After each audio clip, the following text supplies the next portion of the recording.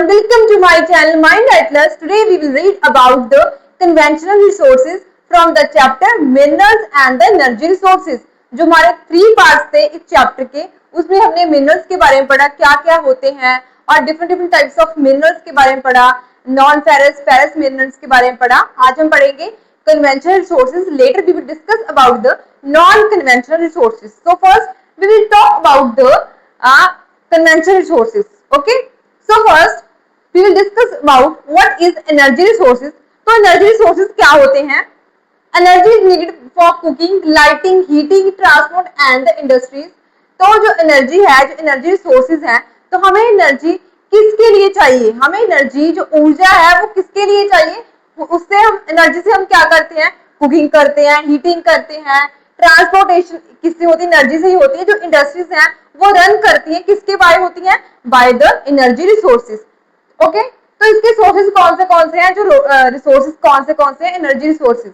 So first coal, petroleum, natural gas, uranium and electricity. ये क्या है? ये रिसोर्सेज है किसके? एनर्जी के, जिससे हमें क्या मिलता है? इलेक्ट्रिसिटी मिलती है, फ्यूल मिलता है, जिससे व्हीकल चलते हैं, इलेक्ट्रिसिटी हमारे घरों में तक आती है. वो सभी क्या है? एनर्जी रिसोर्सेज है. जो एनर्जी रिसोर्सेज है कितने टाइप्स होते हैं?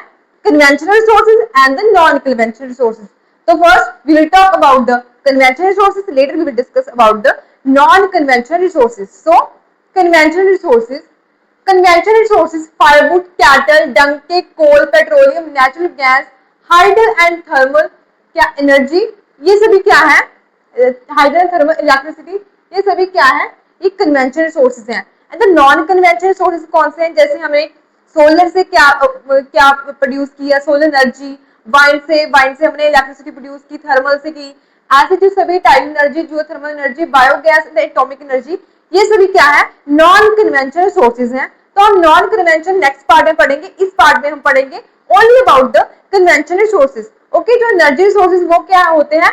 हमें एनर्जी देते हैं. हमें ऐसा है कि हमें हीटिंग देते हैं for the cooking, transportation, industry run करने में जो एनर्जी रिसोर्स है वही हेल्प करते हैं. तो जो एनर्जी रिसोर्सेज है 2 टाइप्स के होते हैं, conventional and the non conventional. Non conventional हम लेटर पार्ट में पढ़ेंगे. इस पार्ट में हम पढ़ेंगे कन्वेंशनल रिसोर्सेज के बारे में. सो स्टार्ट करते हैं. So first problems with the firewood and dung cake. So जो कन्वेंशनल रिसोर्सेज में फायरवुड है, डंग केक्स है, उससे हमें क्या प्रॉब्लम है? जो हमारा हाउस होल्ड है, जो विलेज के घर होते हैं, जो 70% ऑफ एनर्जी है वो किससे होती है? मीटअप होती है डंग केक्स से एंड द फायरवुड से. इस जो फायरवुड हम जो हाउस होल्ड लेडीज हैं वो क्या करती हैं? वो फॉरेस्ट में जाती हैं और जंगलों काटती हैं, उससे वुड लेकर आती हैं. इससे क्या हो रहा है? जो फॉरेस्ट का एरिया है वो डिक्रीज हो रहा है. एंड जब हम डंग केक को जलाते हैं उससे क्या होगा? इन्वायरमेंट पोल्यूशन होगा. And it reduce availability of valuable manure of the agriculture. तो इससे क्या हो रहा है? जो अवेलेबिलिटी हो रही है, जो मैन्योर जो हमारे एग्रीकल्चर के लिए चाहिए मैन्योर, उसकी अवेलेबिलिटी भी डिक्रीज हो रही है. ये शॉर्ट क्वेश्चन है, आपके पेपर में आएगा कि डंग केक्स एंड द फायरवुड से हमें कौन सी जो प्रॉब्लम्स होती हैं. तो इन्वायरमेंट प्रॉब्लम तो यही है कि फॉरेस्ट का एरिया डिक्रीज हो रहा है और पोल्यूशन इंक्रीज होता है. किससे? जब हम फायरवुड जलाते हैं, डंग केक जलाते हैं, ऑब्वियसली क्या होगा? पोल्यूशन तो इंक्रीज होगा, एयर पोल्यूशन होगा. एंड और क्या हो रहा है? जो एग्रीकल्चर में हम यूज करते हैं dung cakes as a organic farming में हम यूज करते हैं, ऑर्गेनिक मटेरियल यूज करते हैं, उससे क्या हो रहा है? उससे जब डंग केक हम घर में यूज करेंगे तो जो एग्रीकल्चर के मैन्यूर है उसकी अवेलेबिलिटी भी डिक्रीज होगी. ओके, कन्वेंशनल रिसोर्स के बारे में पढ़ेंगे. So first will talk about the coal. Coal क्या होता है? Most abundant fossil fuel in India. तो जो सबसे ज्यादा मिलने वाला फॉसिल फ्यूल कौन सा है? कोल है. Okay, use for electricity generation. किस के लिए यूज होता है कोल? इलेक्ट्रिसिटी जनरेशन के लिए, इंडस्ट्रीज के लिए एंड डोमेस्टिक पर्पस के लिए. तो ये सभी हम कोल यूज करते हैं इन पर्पस के लिए.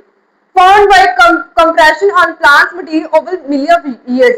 जब जो प्लांट्स होते हैं वो धरती के एठा over the period of time by the pressure, by the temperature, जब उनमें बहुत ही ज्यादा वो टेम्परेचर और प्रेशर के साथ उन मिलियन ऑफ ईयर हो जाते हैं उनको धरती के नीचे दबे हुए, तो क्या होता है? तो कोल प्रोड्यूस होता है. तो कोल के टाइप्स हैं. सो फर्स्ट पीट कोल, लो कार्बन, हाई मॉइस्चराइजर, लो हीटिंग. जो पीट कोल होता है वो क्या है, उसमें लो कार्बन होता है, उसमें हाई मॉइस्चराइजर होता है। हाई मॉइस्चराइजर होने के कारण क्या हो रहा है, वो हीटिंग इतनी नहीं दे पाता। It's a very low quality of the coal. Next है लिग्नाइट। लिग्नाइट क्या होता है, ब्राउन कोल है, soft high moisturiser brown coal होता है, सॉफ्ट होता है as comparison to other and, और क्या है, हाई मॉइस्चराइजर होने के कारण इसमें भी जो लो क्वालिटी होती है, लो हीटिंग क्वालिटी होती है। बिटुमिन, बिटुमिन क्या होता है, मोस्ट पॉपुलर कमर्शियल कोल। जो बिटुमिन है हम मोस्टली जो इंडस्ट्रीज में उसे यूज करते हैं, कमर्शियली हम यूज करते हैं। And the metallurgical coal, high grade bituminous coal use in the iron smelting. इसमें क्या है, इसमें हायर क्वालिटी ऑफ बिटुमिन होता है, हम स्मेल्टिंग में इसका यूज करते हैं। एंड एंथ्रासाइट, एंथ्रासाइट क्या है, highest quality of hard cold coal. ये क्या है, ये हाईएस्ट क्वालिटी है, सबसे अच्छा है। मोस्टली क्या है, किस जगह मिलता है, नगवेली जो तमिलनाडु में, उसमें ये मिलता है। तो पीट, लिग्नाइट, बिटुमस, मेटलर्जिकल कोल, एंथ्रासाइट, ये 5 कोल्स की टाइप्स हैं। आपको आ सकता है कि इसकी प्रॉपर्टीज बताइए, इसकी फीचर बताइए, इस कोल की फीचर बताइए, तो आपको ये 2-3 टाइम्स को रीड तो करना ही पड़ेगा। सो कोल की डिस्ट्रीब्यूशन बताने, कहाँ कहाँ कोल मिलता है हमारे इंडिया में। फर्स्ट गोंडवाना कोल। गोंडवाना कोल ये है कि जिसको जो 200 मिलियन ईयर्स अगो पहले बना था, वो क्या है, गोंडवाना कोल है। वो कहाँ कहाँ मिलता है, दामोदर वैली में, जो क्या दामोदर वैली में, जो कहाँ है, झारखंड में है। एंड द रानीगंज में, जो वेस्ट बंगाल में है। एंड द बुखारू, वो भी झारखंड में है। Godavari valley, Mahanadi valley, Son valley and the Wardha valley, ये सभी जो वैलीज हैं, इसमें कौन सा कोल मिलता है, गोंडवाना कोल। गोंडवाना कोल क्या है, जिसको बने हुए 200 मिलियन ईयर अगो हो गए हैं, that is called the Gondwana coal. Next है टेरिशरी कोल। टेरिशरी कोल क्या है, मेघालय, असम, अरुणाचल प्रदेश, नागालैंड, इसमें क्या मिलता है, टेरिशरी कोल मिलता है एज कंपेरिजन टू ये न्यू कोल है गोंडवाना कोल से। एंड ऐसा है कि जब जो कोल है वो बल्कि होता है, आफ्टर द यूज इसकी जो बल्कनेस है वो कम हो जाती है, तो ये अपना वेट लूज कर लेता है आफ्टर द यूज। हमने क्या पढ़ा, हमने कोल के बारे में पढ़ा। कोल किसकी टाइप है, कन्वेंशनल रिसोर्सेज की टाइप है। नेक्स्ट है petroleum, second major energy resources after the coal. Coal के बाद सबसे मेजरली जो कन्वेंशनल रिसोर्सेज है हम वर्ल्डली यूज करते हैं, दैट इज पेट्रोल। हम हमारे व्हीकल्स में यूज करते हैं और भी इंडस्ट्रीज में यूज करते हैं। एंड हमें क्या प्रोवाइड करता है, फ्यूल प्रोवाइड करता है, लुब्रिकेंट प्रोवाइड करता है, raw material for the industries. किसके लिए रॉ मटेरियल, इंडस्ट्रीज के लिए रॉ मटेरियल है।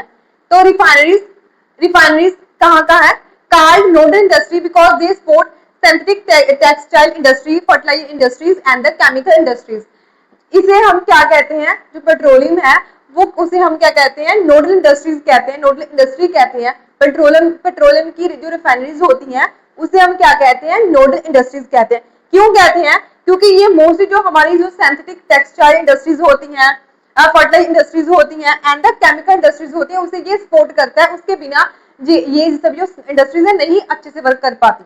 ओके, कहाँ का मिलता है, एंटीक्लाइंस एंड द फॉल्ट ट्रैप्स में ये मिलता है, पेट्रोलियम मिलता है। और इसकी प्लेसेस कौन सा, मुंबई, गुजरात एंड असम में ये मोस्टली मिलता है।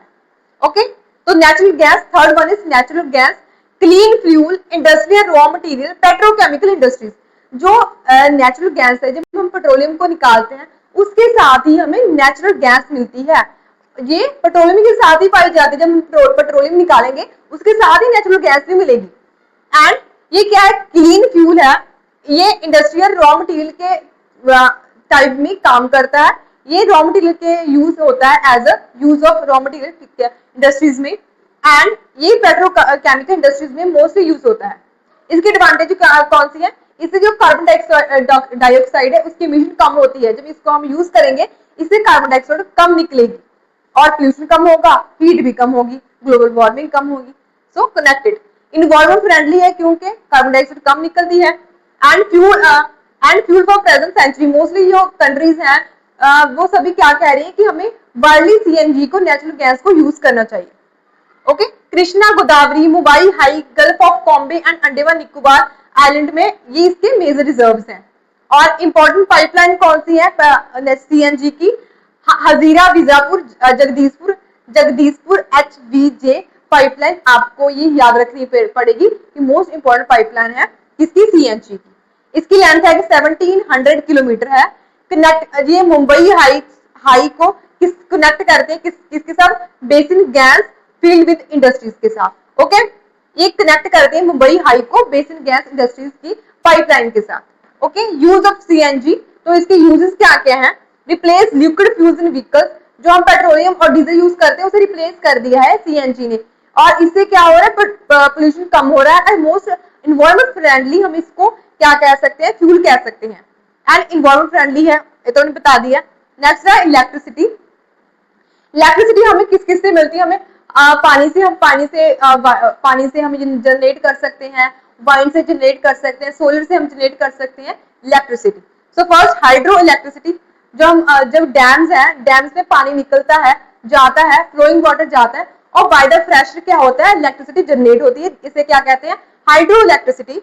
एंड जो हाइड्रो इलेक्ट्रिसिटी के जो प्रोजेक्ट है वो मोस्टली फेमस कौन से हैं, भाखड़ा नंगल प्रोजेक्ट है जो पंजाब में है, दामोदर वैली कॉर्पोरेशन नर्मदा वो वाला प्रोजेक्ट है, एंड द कोपाली हाइडल प्रोजेक्ट, ये किसके फेमस है, हाइड्रो इलेक्ट्रिसिटी के ये मोस्ट फेमस प्रोजेक्ट है। एंड थर्मल इलेक्ट्रिसिटी, ये क्या होती है, हमें ये कोल से ऐसे एनर्जी मिलती है, generated using coal petroleum natural gas, जब हम कोल और पेट्रोलियम और नेचुरल गैस को यूज करते हैं उसे हम क्या प्रोड्यूस करते हैं, उसे हम इलेक्ट्रिसिटी प्रोड्यूस करते हैं, जो मोस्टली हमें जब हम इलेक्ट्रिसिटी प्रोड्यूस करते हैं कोल पेट्रोलियम और नेचुरल गैस से ही करते हैं। तो हमने यहाँ पर कन्वेंशनल रिसोर्सेज को खत्म कर दिया है। नेक्स्ट पार्ट में हम नॉन कन्वेंशनल रिसोर्सेज के बारे में पढ़ेंगे। आपको इस पार्ट में कोई डाउट हो, you can ask in the comment section, like and subscribe my channel.